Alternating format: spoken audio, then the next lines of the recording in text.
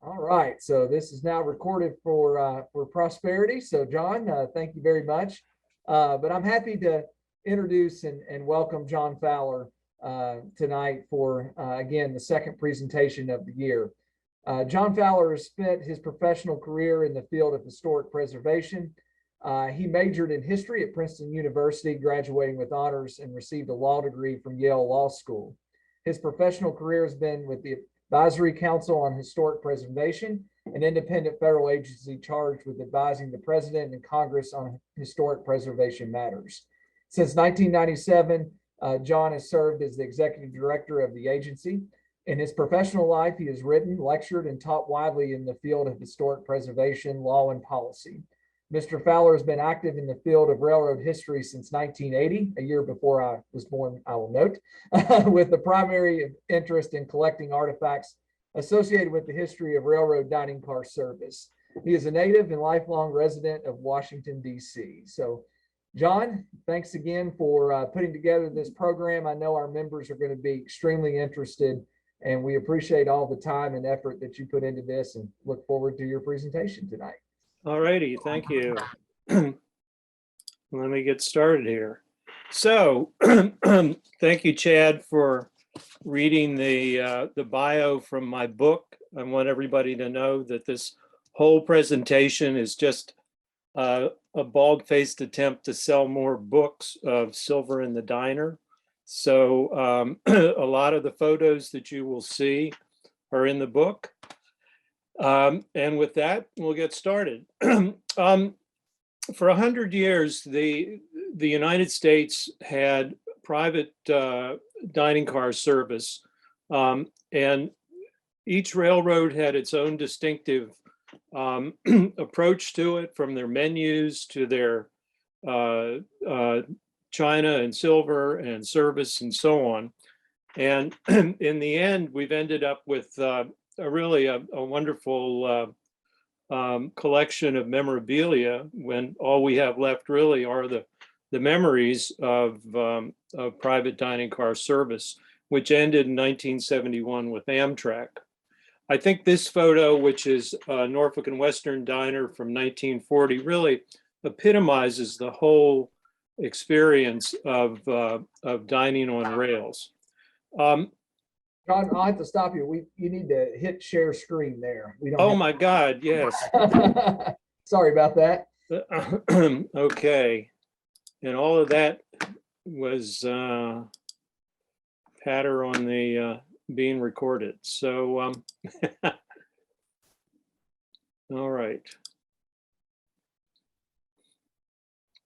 So why isn't the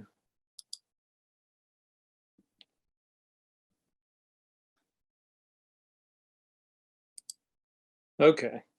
Well, you heard me and from the outset, so I'll just pick up from where I left off on this being a 1940 dining car from the Norfolk and Western that I think have we got it now? Not yet. Not yet? No, sir. Not seeing anything.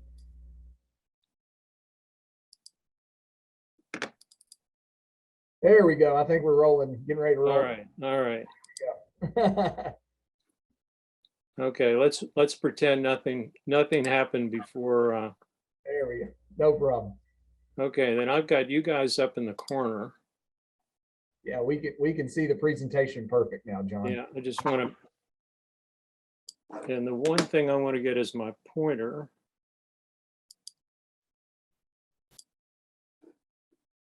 So, okay, so back to this 1940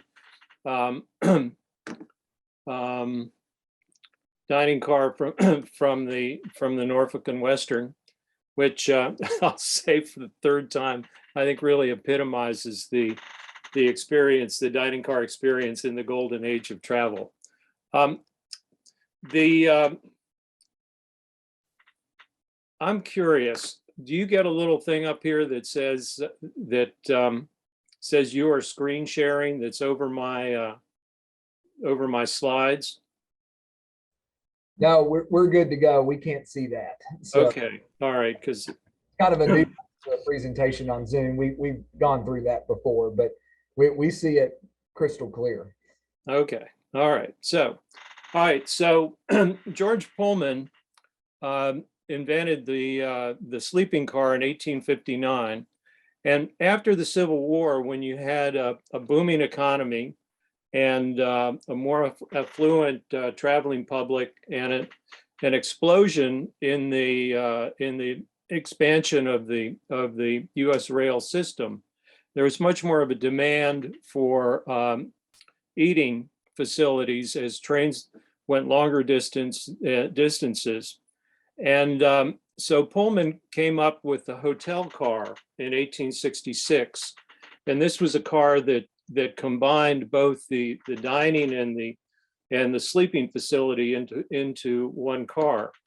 That wasn't completely satisfactory from a traveling public standpoint because people didn't like the idea of sleeping in the same area that they were eating. So in 1868, Pullman created the first real dining car, the Delmonico, named after the famous restaurant in New York. And that car, which you see in this photo, really kind of set the basic framework for dining car construction and design for the next century. And I'll go through that in a minute. Below the car is a piece of silver that was from the original Delmonico. The car had 48 seats, which is quite common for diners, and served 250 meals a day. By the 1880s, dining cars were pretty well established on a sizable number of railroads. The cutaway at the top is a typical dining car. This one's from the Rock Island from about 1880, and you can see the dining area and the kitchen that serves the meals. The photo below that is from an 1883 Pennsylvania Limited dining car, and it really epitomizes the design of rail cars in the high Victorian era. And you can see that right from the outset, the table settings were very elegant and designed really to compete with or to match the service that people expected in the finest hotels and on ships and so on. One thing that made the dining car really a practical matter was in 1887, Pullman invented and patented the vestibule. And consider that before that, in order to get from one car to the other, you had to walk over the open platforms. So what this did was improve both safety and convenience, and really led to a much greater use of dining cars in the 1890s and early 1900s. So one of the things that's really remarkable about the American dining car is the incredible use of space, the efficient use of space that it has. And you can see here a typical kitchen. This is from the postcard on the left is from a Lehigh Valley Black Diamond Express from 1910. The pantry on the right is from a Northern Pacific car from about 1915. And you can see that storage of the silver and china is right in the kitchen area. And the kitchen is a very compact area. And it stayed this way all through the history of dining cars. So this is a cutaway of a 1930 New York Central dining car. And again, you can see the, get my little laser pointer here.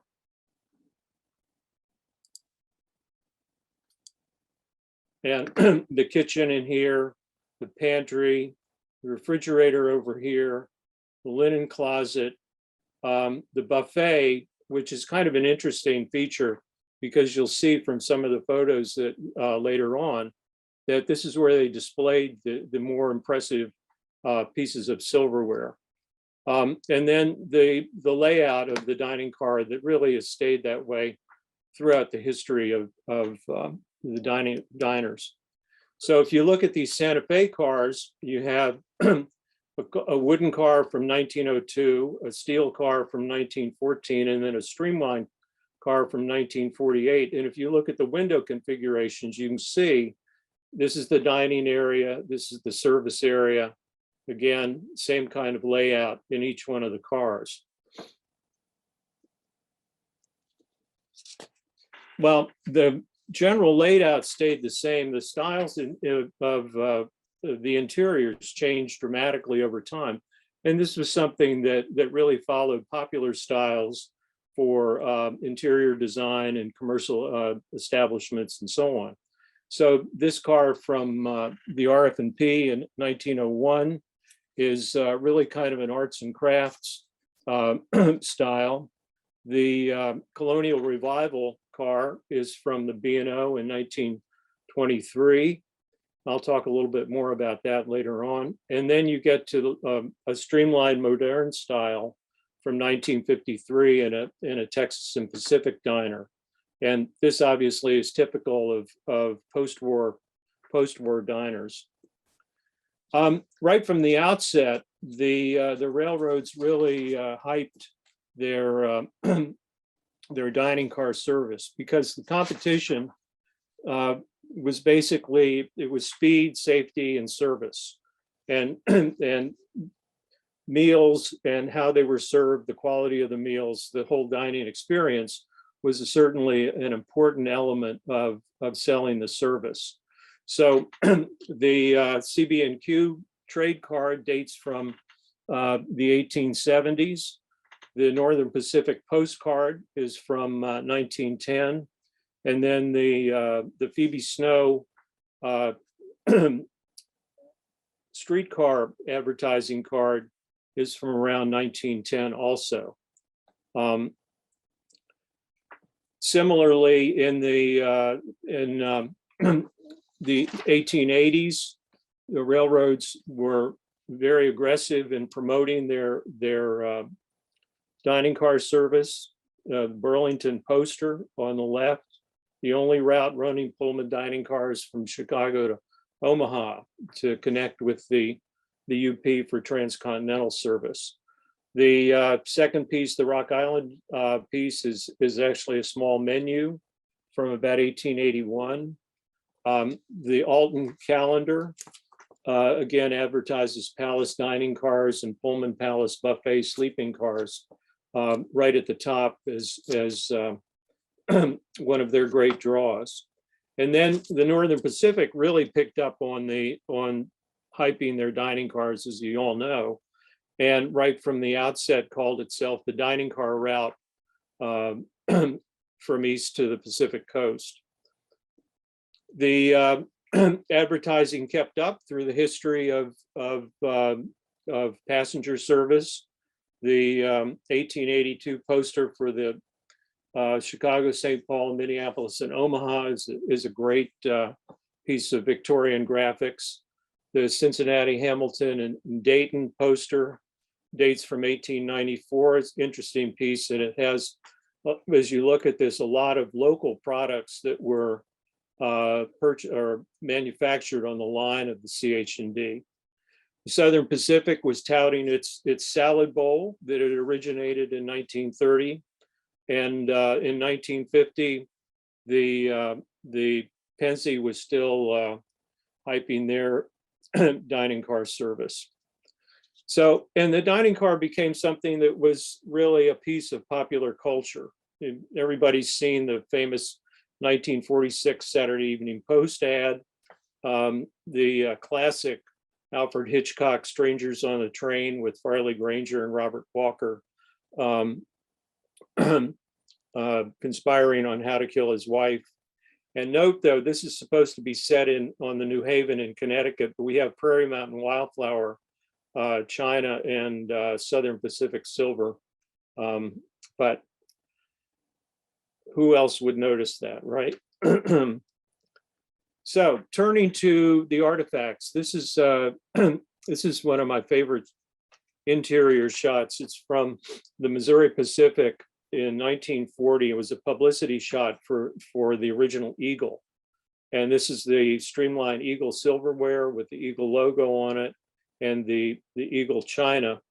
And those of you that are familiar with the Eagle china, note that this is the original china that has the gold, metallic gold band, as opposed to the later stuff that just has the mustard band. So it's much harder to find. One of the things that I think is really important to understand when you look at the variety of serving pieces and silverware, flatware in China, is to see the breadth of the menus, that the food that was offered on board. And when you go back and look again, think about the size of the pantry and the kitchen and so on, and to consider that all these things were being made available to the traveling public right on a dining car. And you can see the variety as early as 1887 on a Northern Pacific train, and then continuing in 1913 on an FEC menu. And as late as 1938, this is from the Challenger, the New Jersey Central and the Reading.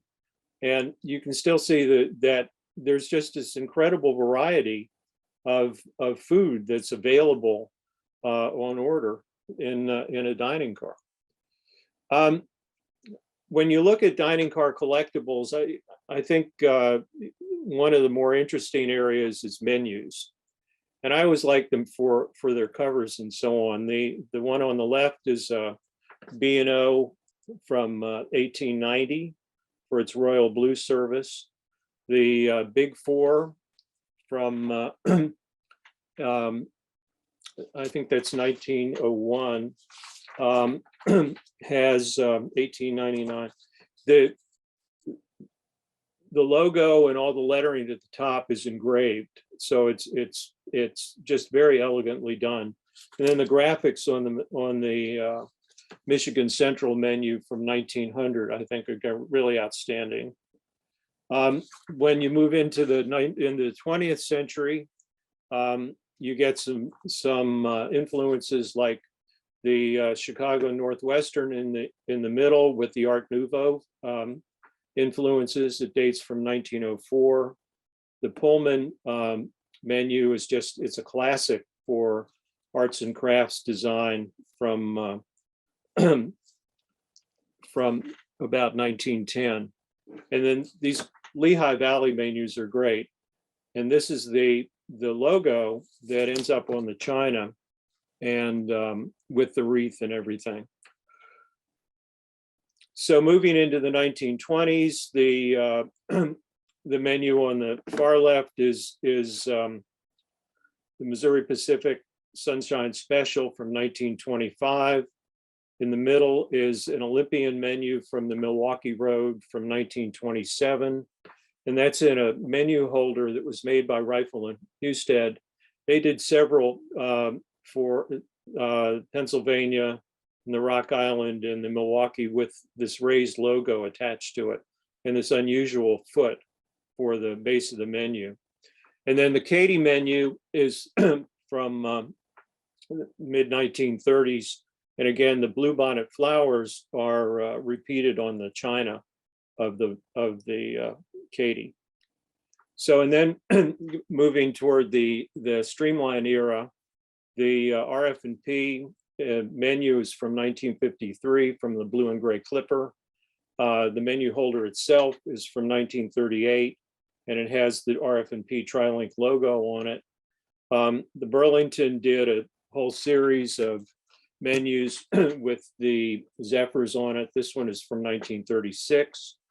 And then again, another piece of eagle silver with a 1948 menu from the Eagles and the Missouri Pacific.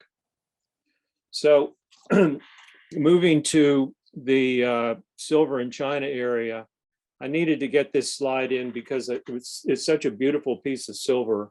It's from the Frisco from 1912, made by Gorham, and the designs on it are all hand chased. The Santa Fe has a similar one to that, but it's a stunning piece. And more importantly, I did the flower arranging, and I thought I was really impressed with that.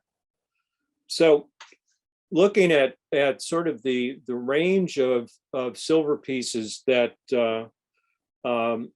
railroads bought to provide the wherewithal to serve all those varied items that are on the menu. This is from the Boston and Albany in 1890. There's some interesting, unusual pieces in it. This is obviously, it's a crumb tray. This is an Edam cheese holder.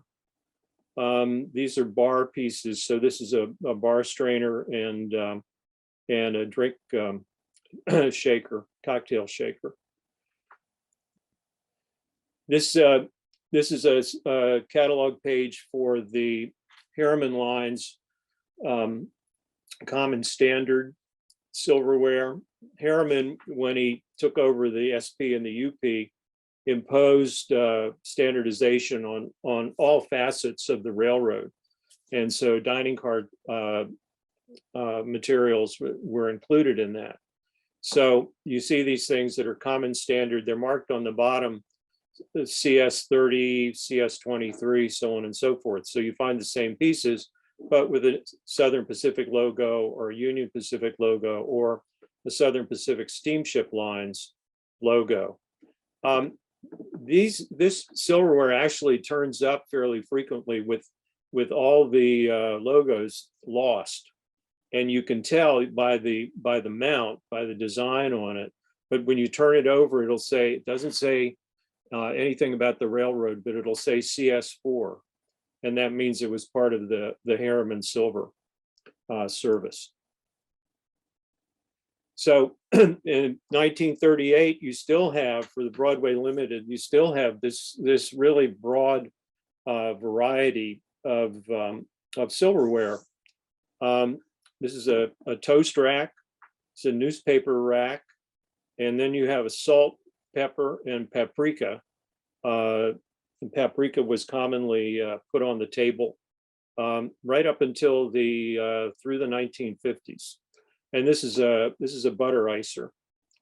The butter pat was put on the raised pedestal in the middle, and chipped ice was put in the around it. So in looking at an example of a range or a complete setting of service of China, this is something from the Great Northern, Mountains and Flowers in 1950. And again, just a remarkable number of different pieces that were stocked on the dining car and used regularly. So a single egg cup, just wondered how those didn't tip over. And the demitasse, interestingly, the instructions, dining car instructions for the ACL have something that says that a waiter will put down a free demitasse cup of coffee in the morning for a traveler. And that's how the demis were used. We think of them as sort of espresso after dinner things now to have a demitasse, but it was part of the breakfast service on most railroads. And then this is an example of the range of flatware. Again, even as late as 1938, this was the silver that was first used for the streamlined 20th Century Limited. And when you look at the range of pieces and kind of the subtle differences between them, all the different knives, and it's just remarkable from this perspective. These salad serving pieces have actually olive wood as the spoon and the fork. This is a lobster pick, and this is a combination nutcracker or lobster cracker. So starting from from the earliest days of marked silver in China, I think that actually in the before the 1880s, much of the silver in China was probably not marked, and it was just stock things that were purchased from a restaurant, hotel supply place. But then in the late 70s and into the 80s, things started to be marked. And my surmise is it had to do with pilferage, because silverware, even then, this hotel grade silver plate was expensive, and it could walk off. And if you marked it Santa Fe route on the side, then it was likely that somebody was not going to be using it in their own home. So the earliest marked china that shows up is this really heavy grade of restaurant china with very simple either logos or markings. This is Milwaukee St. Paul from 1880. The Santa Fe route silverware in China dates from around 1890. The pattern is California Limited on the china, and then the menu itself is from 1888. The Santa Fe dropped route in 1900. So if you see silver that's marked Santa Fe route, it's generally pre-1900. Harriman, in his standardization, introduced the Harriman blue pattern that was used for the UP and the Southern Pacific and Oregon and Washington and the Salt Lake route. And so this was in the early 1900s, where logos start to become integrated into a design. You can see the Salt Lake route, Arrowhead, they passed Arrowhead Mountain on their route. So they use that as their logo. It's on the silver, on the china, and on the menu. The Rio Grande similarly picked up the Curacani needle from its route and integrated it into its logo. And so the china is that very common pinstripe of the around 1900 or 1905, 1920 period. And then it's the same logos are on the silver and the china. The china silver that was made before 1922 says Denver and Rio Grande, and then when the Rio Grande Western and the Denver and Rio Grande were united in 1922 to become the Denver and Rio Grande Western, the later silver has the DNRGW markings on it. This again is a butter icer. There's a top that has the logo on it. You lift it off and you put the ice underneath of it. You sometimes see these things sold as separately, but they're two pieces that go together. Seaboard, another example of using that simple pinstripe, very distinctive lettering. That the lettering on the china matches the lettering on the silver. Again, Miami pattern, circa 1915. The little creamer is from 1925. This is one of my favorite silver patterns. It's from the Lehigh Valley, and it's a hammered style that was popular in the arts and crafts movement. And the Lehigh Valley served Buffalo, and just east of Buffalo is East Aurora, which was the home of the Roycrafters and really one of the centers of the arts and crafts movement in the beginning of the 20th century. The flatware has the same logo, the reversed LVR on it. And I've only seen or heard of one piece of china, and it was an ashtray match stand that has this logo on it. So I'm not sure, Doug, if you're with us, maybe you can tell me if they ever had any other china that went with this. So another example of just a simple pattern with a logo on it. This is interesting. Well, it's interesting to me for a couple of reasons, but for you all, I'll say that the Western Maryland had two cafe cars from 1917 till about 1925 or so. And this silver was made in 1917. The silverware has the logo that the Western Maryland introduced about that time and used into the 1920s.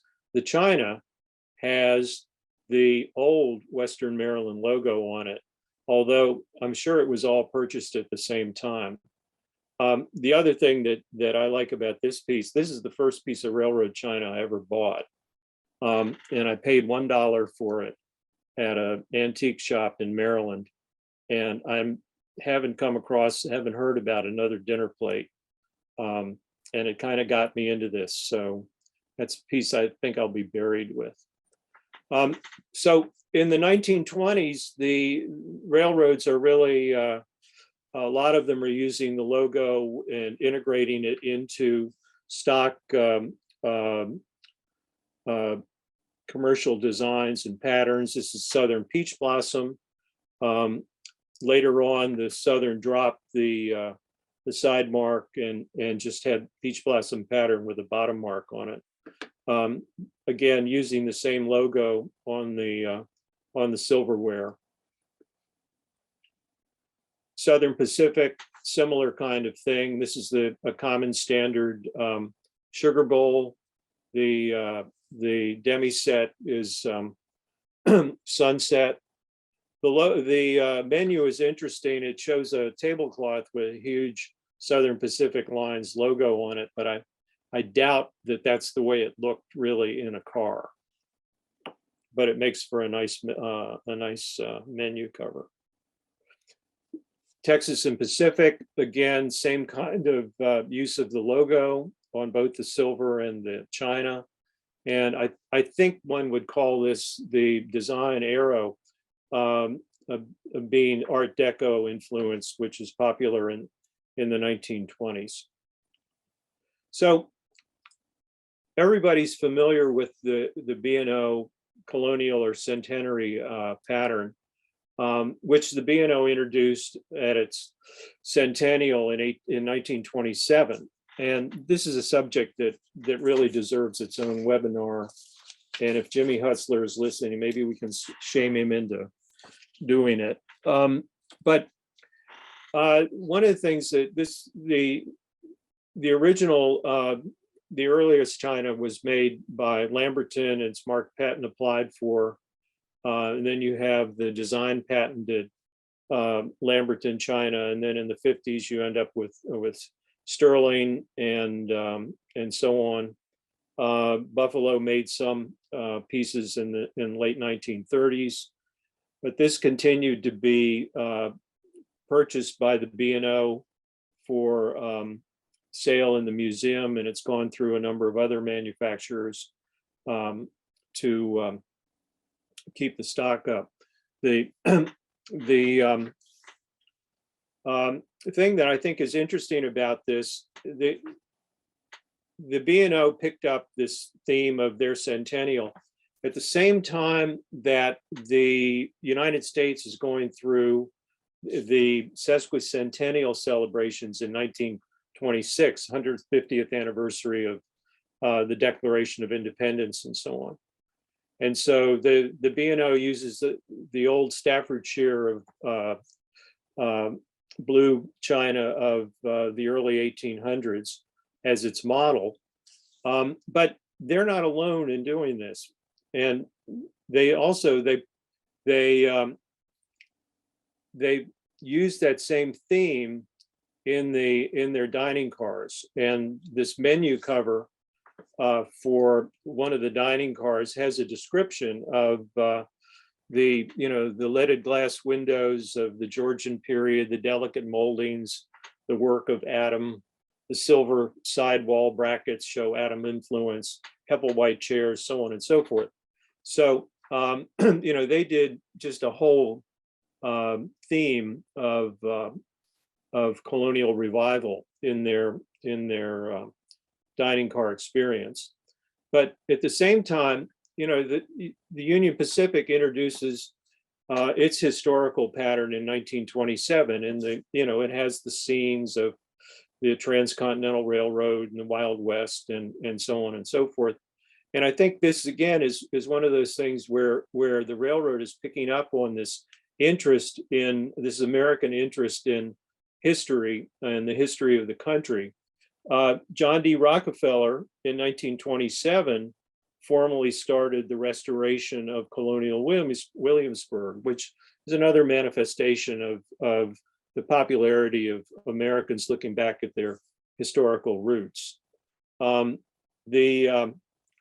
The other pattern, if you consider the DeWitt Clinton pattern of the New York Central that was introduced in 1925, again, looking back at its roots in 1831. So continuing that theme in 1932, the C&O is celebrating the bicentennial of George Washington's birth.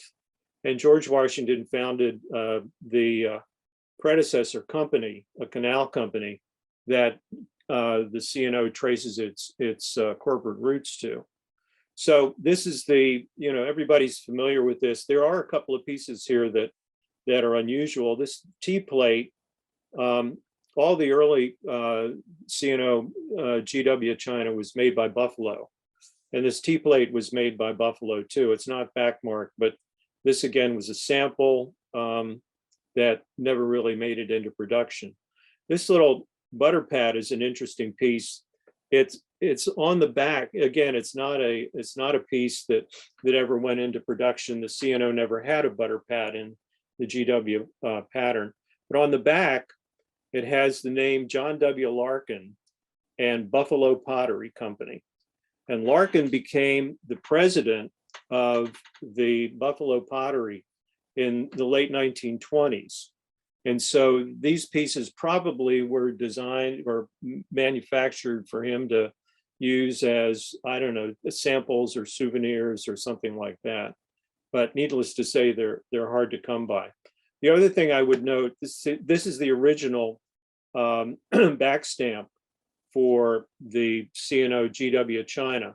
And later on, they dropped the 1732 bicentennial line from it. So when you see this, it means you're dealing with the earliest issues of the C&O China. You'll also see, if you compare, this is the Buffalo Demi Cup and a Buffalo saucer. If you compare these with the post-war GW China, you'll see that the post-war is much heavier and thicker china with much heavier handles. So kind of wrapping up the 1920s, this is again, one of my favorite shots. I put it on the cover of my book. And it just conveys the elegance of dining on the Great Northern in 1930. These are silver plate service plates. You see with the GN logo on them. And imagine this was how the table was set when you sat down. They have two sugar bowls on the table. One is for cube sugar and one is for regular sugar. So you see the sugar tongs here. Again, just an example of how comprehensive the service was. So in the 1930s, we get into floral patterns, and the Santa Fe had pioneered that much earlier.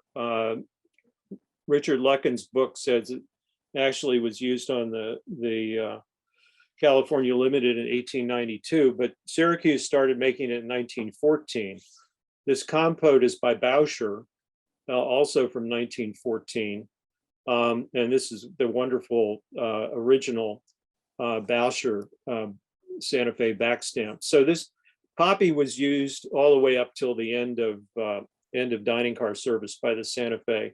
And it's been reproduced, and you can get it from the California Railroad Museum.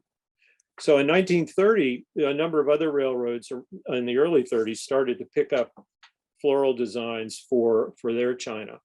This is New Haven's Indian tree. No relation in the distributor to me, unfortunately. And a table setting from what would be about 1935 or so.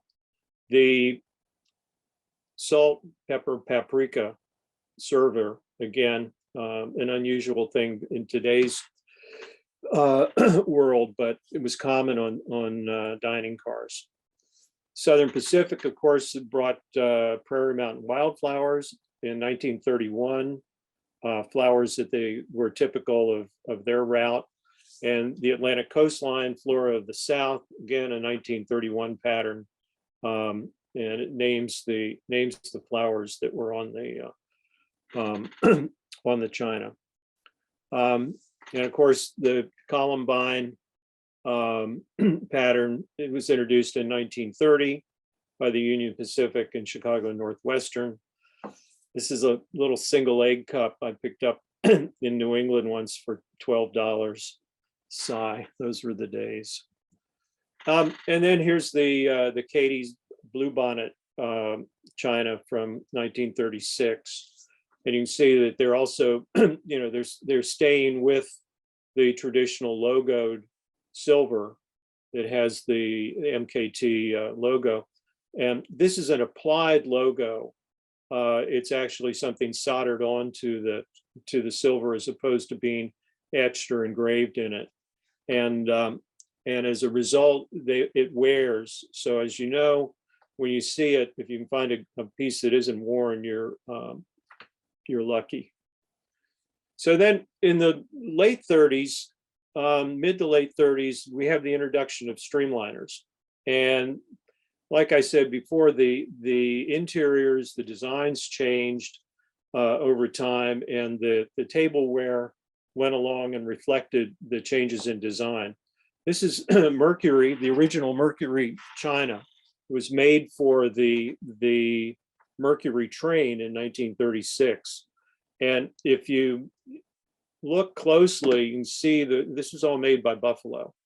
And if you look at the way the ridge or the rim of these pieces are, that's completely different than the post-war common Mercury china. And likewise, the coffee cups, an entirely different design. The silver it's a precursor to the century silver, but it's different. There are stripes that go down here, and it says NYC. And the silver flatware is, for some reason, it's just impossible to find. I've never seen a piece in reality, and people say it's just, it's just impossible to come across. So in 1937, Mary Coulter, designer and architect for the Santa Fe, designs the Membrano china for the original streamlined Super Chief. This is another one that warrants its own webinar.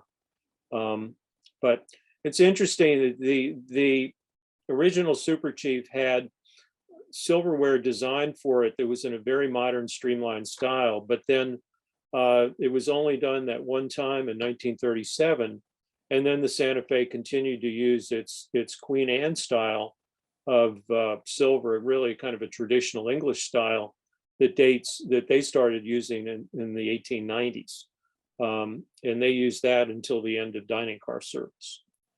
Another example is the 20th Century Limited china that was made for that train. Henry Dreyfuss designed the china and the silver. He also designed the locomotive and the exteriors, color schemes, and the interiors. Unusual pieces in this are the kind of cannonball menu holder, and this this china teapot, china and silver teapot. The teapot part, the china part, is actually made by Lenox. which is kind of unusual for railroad stuff. And then, not to be outdone, the Pennsylvania commissioned Raymond Loewy, famous industrial designer, to come up with an exclusive pattern for the Broadway Limited in 1938. It's this stylized reversed P and R, and introduced a more streamlined style of silverware. I should just mention, by the way, I did these for the book. These are all recreated table sets, and I made up, using a poster frame and so on and so forth, I made up the walls, so to speak, of the dining car, so it would look as authentic as I could, since I didn't have a dining car to work with. So, by 1940, the streamliner is the reigning style for first line trains. I mentioned earlier about the buffet. This is a buffet in a very streamlined and simplistic form, but you can see what the Missouri Pacific has done is it's put out some large silver pieces, really for partially for use, but I think more for just sort of display and say, look at our nice silver. And this is a fascinating piece. Kevin Castile has come up with two of these. Maybe he's making them, I don't know. But I've never seen anything like this for any other railroad. And it was what it is, a reserved sign for a table. Neat piece.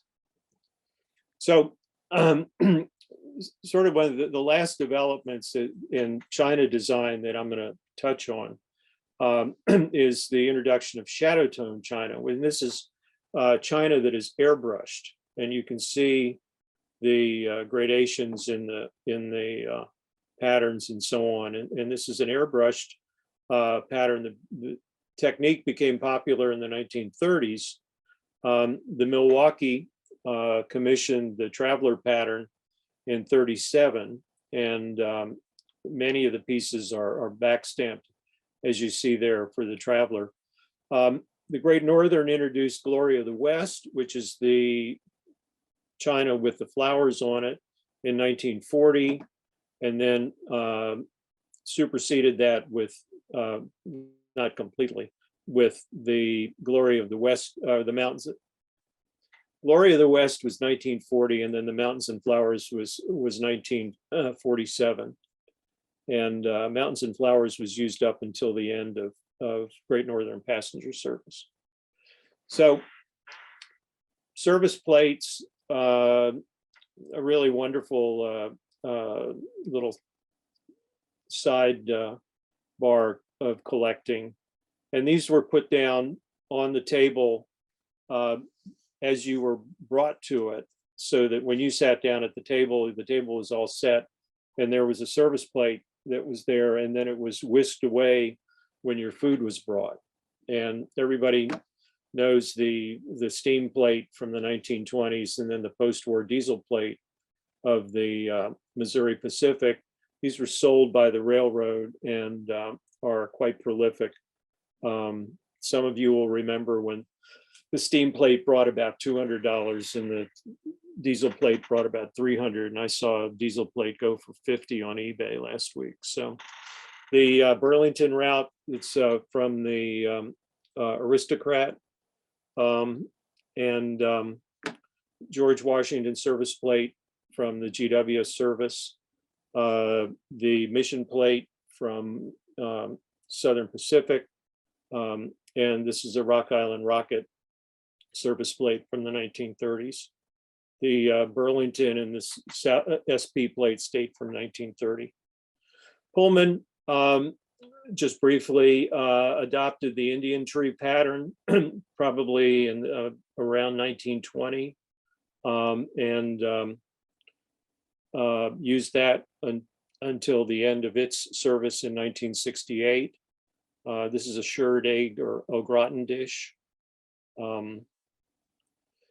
Business card china in silver. It's an interesting little subcategory. This Pittsburgh and Lake Erie Sweetbriar piece, you can see is fine china, much thinner. The teapot, coffee pot has the PNLE logo and an elaborate PNLE backstamp. This dates from about 1910, not for commercial service, but just for a business car. And then you you get into things like Jay Gould's Atalanta. His car was from 1887. The cartoon is kind of interesting because according to Lucius Beebe, the Jay Gould had a very sensitive stomach and ate ladyfingers with champagne and cream that came from a cow that they kept in a baggage car, so he could have fresh cream for his ladyfingers. So I kind of like to think that Jay Gould used this little cream pitcher to pour cream on his ladyfingers. This is a vegetable serving dish from Henry Ford's private car Fairlane from 1921. That's the dining area in the car. Actually, finding marked china from a private car is hard, and I haven't seen much of it at all. But I did come across this piece from the Loretto, and that was Charles M. Schwab's private car. It now is in the North Carolina Museum of Transportation and built in 1902. This is Minton's china from England, but the Loretto marking on it is actually, if you look at it, it's actually raised, and it's like it was painted on, but very elegantly with different textures to it. But beautiful piece of china. And this, I think, was interesting. In 1864, the U.S. Military Railroad built a car for President Lincoln, and this was the silver service that was made for it. It's not marked in any way, but it's in the Union Pacific Museum along with a number of other artifacts from the car, which unfortunately was destroyed in the 1890s, I think. But Lincoln never rode in it when he was alive, and they used it for his funeral train to take his body back to Springfield, Illinois. This a little bit on flatware. This is the Century pattern again for that was used by the New York Central. This particular page is interesting because Pullman managed ran the lounge cars on the original 20th Century Limited, and what they did was they had a limited service because it was just a lounge car, but they used the same silver pattern as the New York Central, but marked Pullman instead of NYC. A mixed bag of teaspoons just to kind of demonstrate a range of patterns. The Renaissance pattern, these are bottom marked, dates from the 1880s. It's popular with collectors outside of the railroad community. You've got pieces like the Boston and Maine that have the same logo as on the China, the ACL, so on. This is a Santa Fe pattern. Great Northern from about 1890s to 1900, and so on. Sugar tongs, obviously a popular thing to collect. This is very early for the Burlington, probably from the 1890s. And next to it, you've got Wing Streamliner from the UP from the 1950s. The T&P with the logo on it. This piece actually has a Wabash flag. Just, the detail on it's amazing, but you need a magnifying glass to see it. And then this is the Burlington Belmont pattern that goes with their silver that has the reversed BR for Burlington route. And then there's glassware. On the left is a high-C piece made for the Santa Fe and in their banner pattern, just really elegant and fancy glassware. In the center is glassware that was made for the original Super Chief, which has etched lines and markings on it.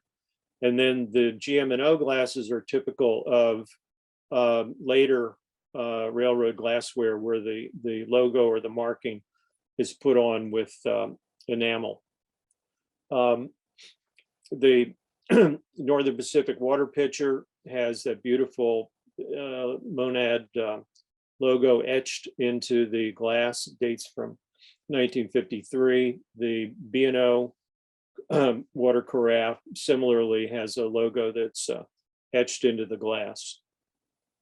And then finally, table linens. It's the earliest and really longest, most widely used are the ones like the B&O on the right.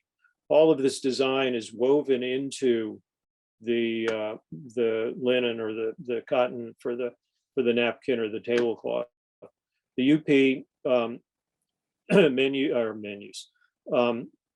The UP tablecloth and napkins is typical of a post-war, cheaper approach to dealing with table linens.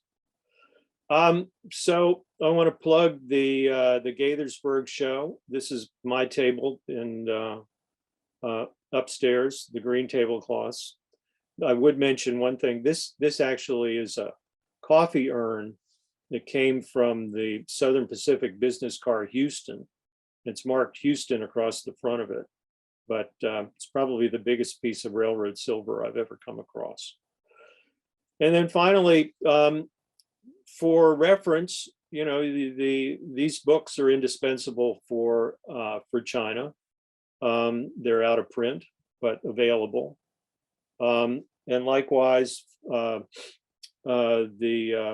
silver flatware book and the book on glassware. And of course, last but not least, the indispensable guide to dining car silverware, which is available from me. And if you mention RCAI, I'll do free shipping. So with that, Chad, take it away. All right, John, thank you. Thank you very much. Trying to absorb it all. As mentioned earlier, if you have any questions, feel free to hit the raise hand button or type your question into the Q&A portion. We've got a question coming up from not sure what the name is, but D Buyer. We'll start there. How's that sound? As we get unmuted here.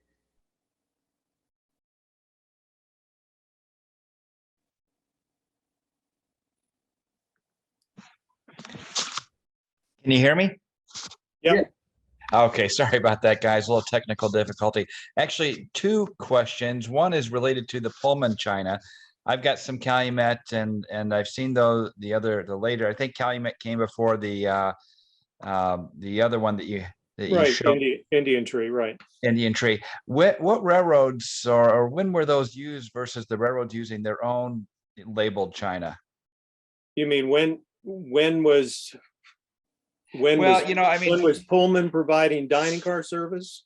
Well, I kind of know how Pullman was providing dining car service, and then that some of the railroads took it over, or they part of that breakup of Pullman that kind of ended some of that. But were they was Pullman, because obviously the Pullman China dates overlap when the big railroads had their own China and their own, design China.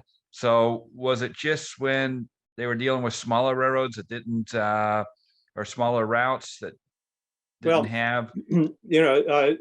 If Terrence Mulligan is on, he can answer your question far better than I can. But my understanding is that the Indian Tree China and the Pullman China was used in Pullman restaurant cars and rooms, room service that they did in Pullman cars.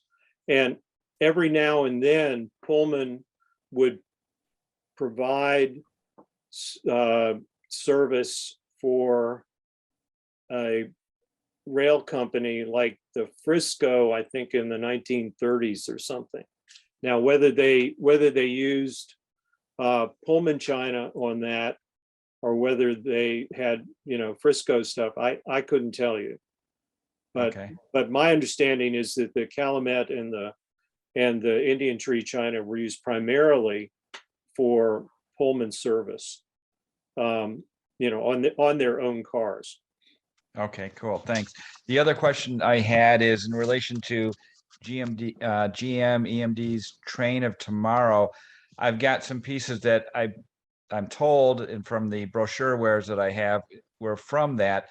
I don't know that they actually had real dining car service when the train was touring the country for however long it was doing. But do you know if that was really designed for that demo train, or is that just something they grabbed off the shelf that they like the look of and used for the demonstration purposes? Well, that's a Dick Luckin question. He's the expert on that. But my understanding is it's one of those things that was the elements of it were kind of a common standard, stock pattern, and they did something like put a gold line around it or something like that to make it their own. Okay. All right. Thanks very much. It was a very great presentation. Thank you.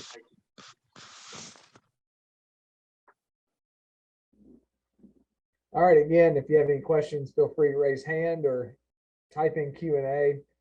John, I had a question just in terms of modern, I guess, business cars, post Amtrak era. I mean, what railroads were known to keep their own marked china and silver moving forward for their business trains? Well, let's see. I know that the UP continued to use Wing Streamliner China, and they took silverware that was in the like Wing Streamliner silverware and so on and so forth, and they added the Union Pacific Herald on it, the logo on it. And if you had my book, you could see the distinction between the historical use of it and the new use.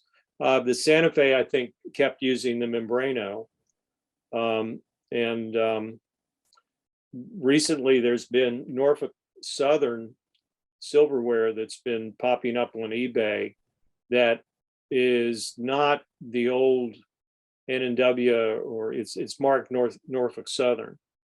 But other than that, I don't really know. I know Dick Luckin has done some, through China Concepts, he's done some patterns for private cars and maybe some business cars.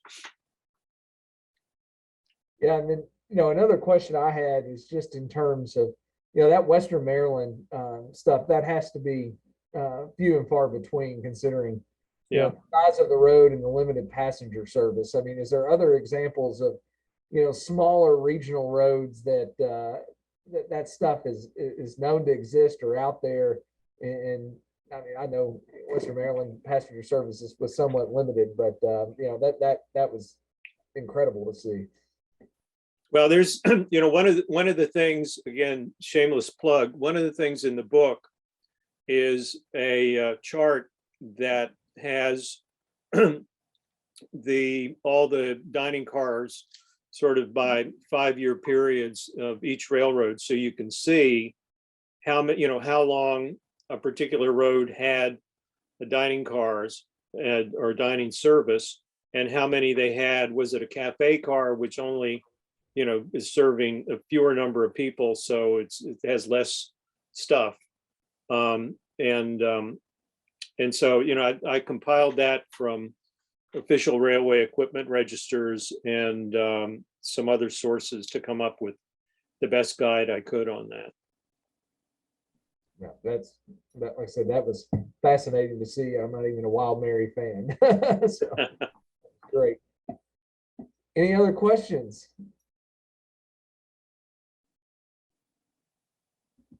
So shy. I know. Oh, we do have a question.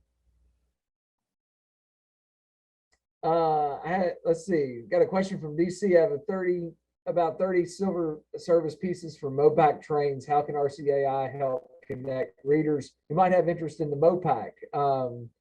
I guess I can somewhat answer that question. Good. You know, coming soon is our new website. And as part of that website, we are going to have a much more interactive members only section that members will be able to create their profile and log into and connect with other members. That includes the archive of presentations like this. So I think that the answer to that is stay tuned through the fall when that is finally launched. So got that one somewhat addressed there. But and of course, if you have pieces that you want to profile, I know Wes Ross will be happy to help you draft an article or photo run by of those pieces as well. So get in touch with Wes, the editor of the Express. Got a question from Jameson Kahn. How rare would you rate Virginian china and silver? Seen very few pieces over the years. It's kind of right up there with Western Maryland, I'd say. I mean, again, it's the service they had, I think, was just cafe cars and for a limited period of time. I have a photo in the book that's from a 1911 timetable that shows the service in the cafe car. But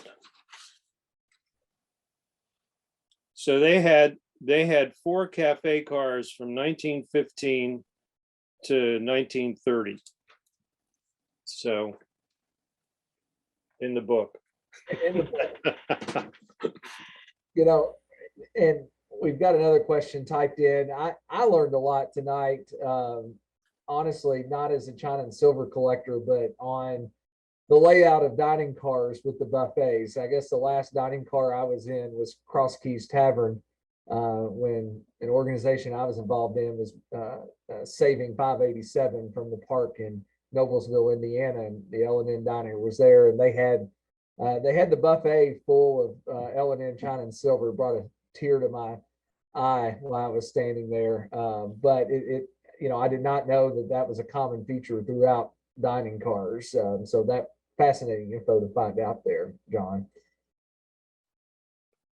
Got a question from Roger Hoffman, our retired RCAI president. So Roger, hope all's well with you and Diane. I have a question. This is a good question because I know we see a lot of this in my area, but did railroad owned hotels, and I would add YMCAs to that, have different china and silver, or was it the same as the dining car?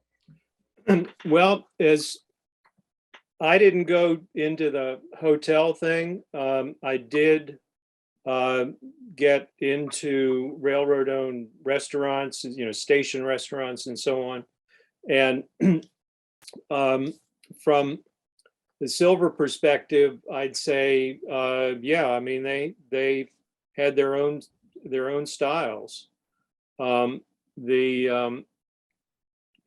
Luckin book has a number of the railroad owned hotel companies, but if you think of something like the Hotel Roanoke, owned by the Norfolk and Western, and they had their own silver and china patterns that related not at all to the N&W.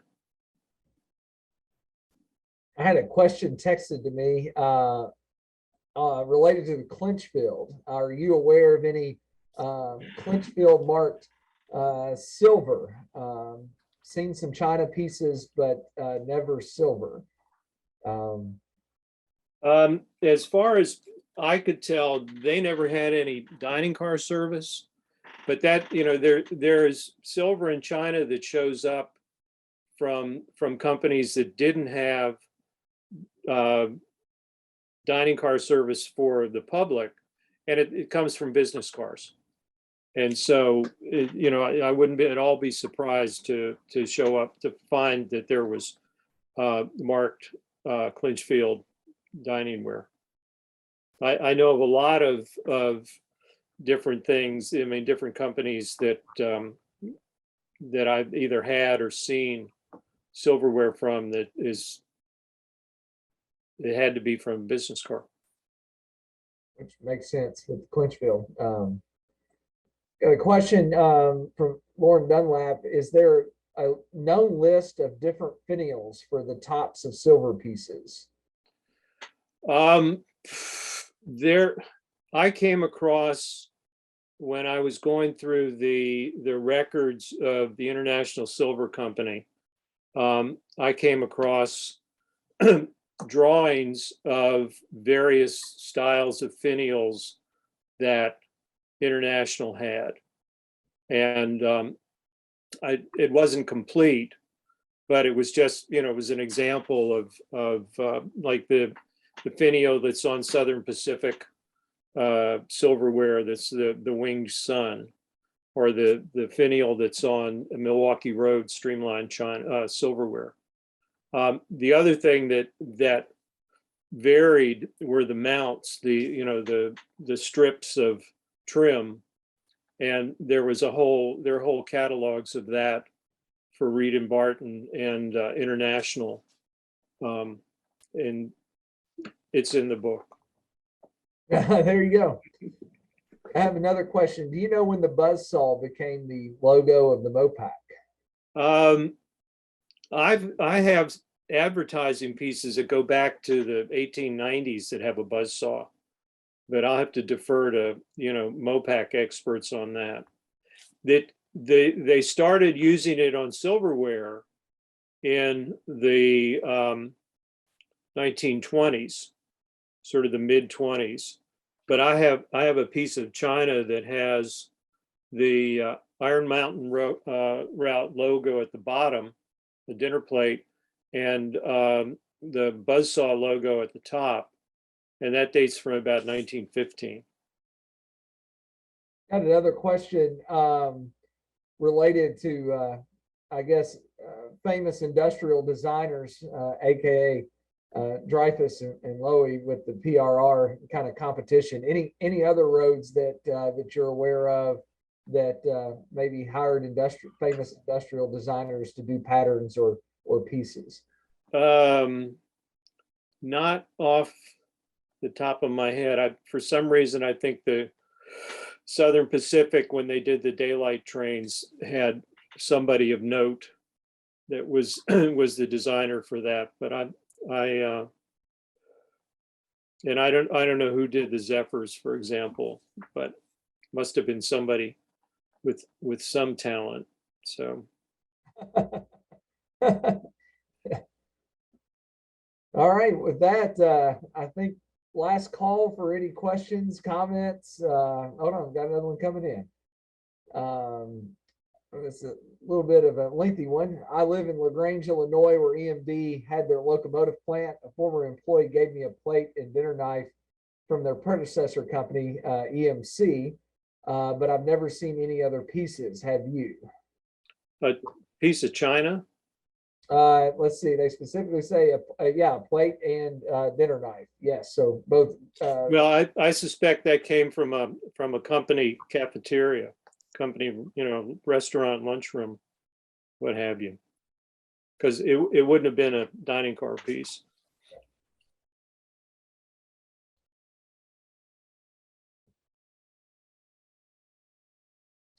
I see numbers. Yeah, here we go. Another question. I remember riding the Portland Rose train in 1958 from Boise. Anything of note related to that particular train? Well, the Portland Rose had its own special china pattern, like the Columbine, and it was introduced in the 1930s, and it's stamped on the bottom, "For you arose and Portland grows." And there's a UP shield, but it doesn't say Union Pacific on it.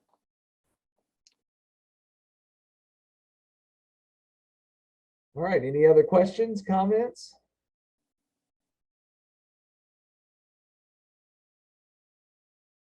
Well, John, I don't see any right now. Any final comments from you, and then we'll close it out.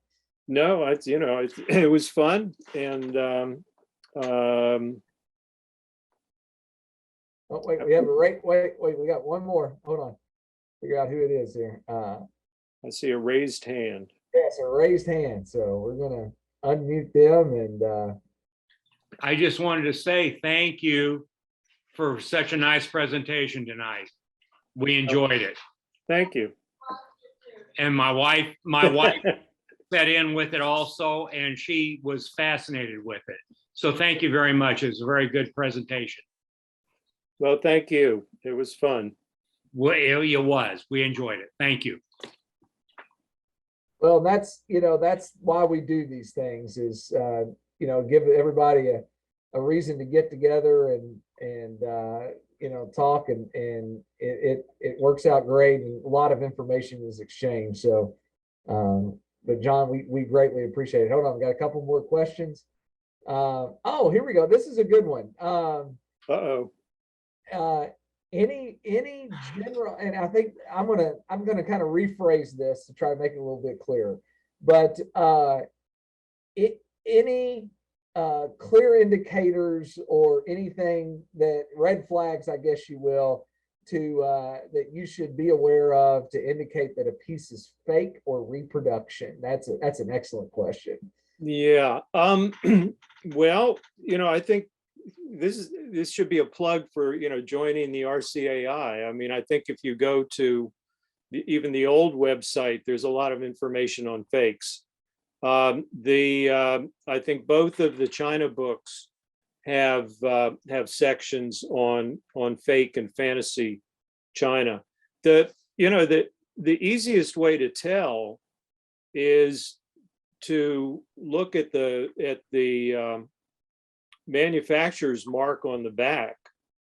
I mean, you have to know something about manufacturers' date codes and so on, but most of the fakes that I've seen are things that have been made by a manufacturer that either didn't make it during the historical period or that it was made with a date code that is later than it would have been used. So you have something like nickel plate Bellevue China. When it's made by, when it has an ALCO standard mark on it, then you know that that's not the original. That was something that was made in 1970. So, but again, it's an educated consumer is your best defense. So buy their books too. Yeah. And reputable dealers. Let's always put a plug in for reputable dealers that know what they're selling. So, hey, John, I've got a quick question. This is Joseph. Hey, a lot of depots had lunchrooms and cafeterias in them. Were any of those pieces marked specifically for the depots, or were they just regular China plates? It depended. And again, there is a section in my book on on depot silver. And something like the Washington Terminal, for example, Union Station had several different patterns of China and silver that had the Washington Terminal mark on it.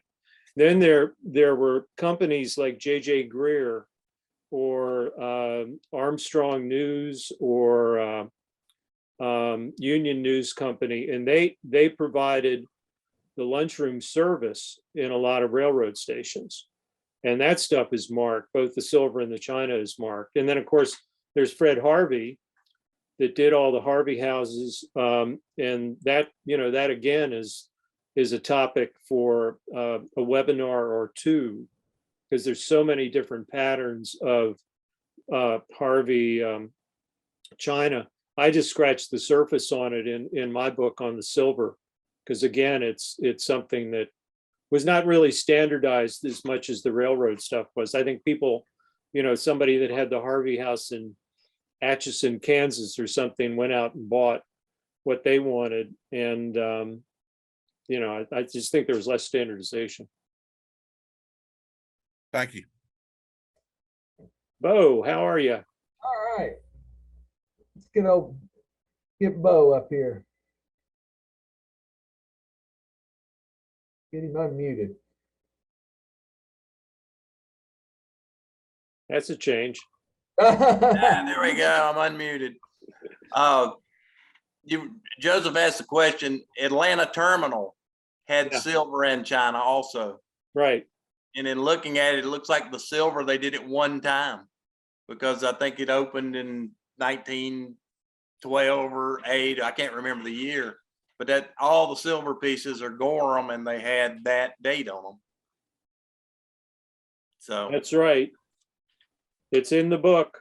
yeah, I know. I had to throw the plug in for Atlanta down south. Yeah. Well, in the piece in the book is my brother's, so I'll put in a plug for his collection. So. Oh, there you go. Go.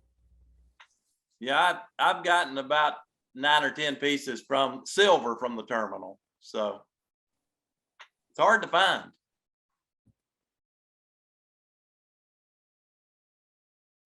Do I see another question? A number 1 up there. Looks like we've got somebody with a link to the railroadiana.org fake. Always good info there. So, all right. So with that, any other questions or comments? Well, John, again, we want to thank you for your time and effort to put into this, and feel free to hold the book up one more time there so that everybody has an idea what they're looking for. And again, Joseph is going to get this loaded up to YouTube in the next week or so, and then I'll send it out to all the participants tonight to send the link out. John has also given us permission to share this on the RCAI Facebook page, so we greatly appreciate that. Hope that we'll bring in some new members that are interested in this. But John, thank you for putting this together, and again, beyond informative and very entertaining. All righty. Thank you. And with that, I got a couple housekeeping notes. The next presentation is going to be, this will be announced in the Fall Express, but it's going to be October 26th with Andy DeBoer doing a presentation on paper, particularly postcards, etc. So that's going to be very informative. And then we plan on, for those of you that watched last year, we're going to do the live from Gaithersburg presentation again. So we'll do that via our Facebook page. If you're not following our Facebook page, please go on Facebook and look up Railroadiana Collectors Association. But we're going to make that work again this year and go around Gaithersburg both Friday and Saturday. So with that, again, thank you all for participating tonight. John, thank you again for the presentation. It was wonderful. And again, we thank you for your membership and interest in RCAI. Everybody have a good night. Thank you.